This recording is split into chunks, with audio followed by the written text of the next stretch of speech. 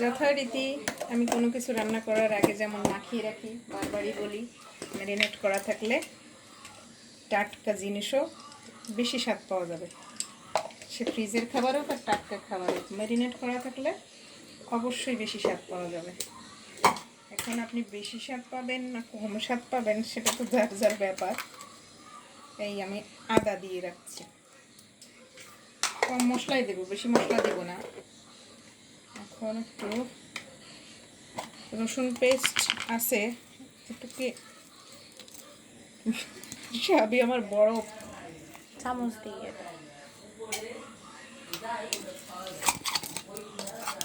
রসুন পেস্ট চলে গেল, আদা রসুন হলুদ লবণ। এখন আমি জিরে গুঁড়া অ্যাড করব, জিরে গুঁড়া অ্যাড করলাম, ধনিয়া গুঁড়া অ্যাড করে দিব, ব্যাস এনাফ। মরিচের গুঁড়া দিব না, এখন আমার হাত জ্বলবে, জ্বালা করবে।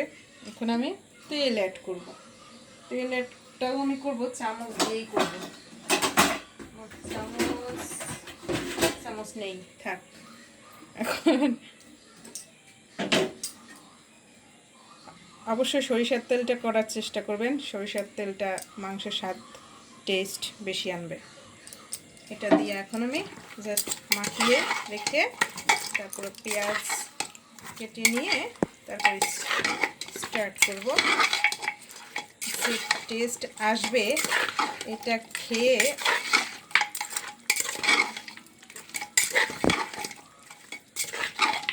আবার খেতে চাইবেন।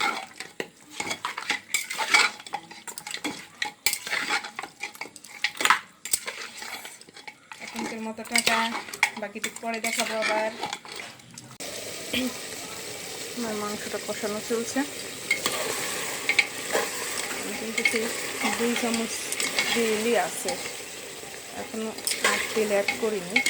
কষানো হয়ে গেলে যদি লাগে অল্প একটু দেব, কারণ প্রেশার কুকারে আবার খাসির মাংসটা সিটি দিলে অনেক তেল বেড়ে পড়ে, তখন বেশি তেল লাগে খাবারে।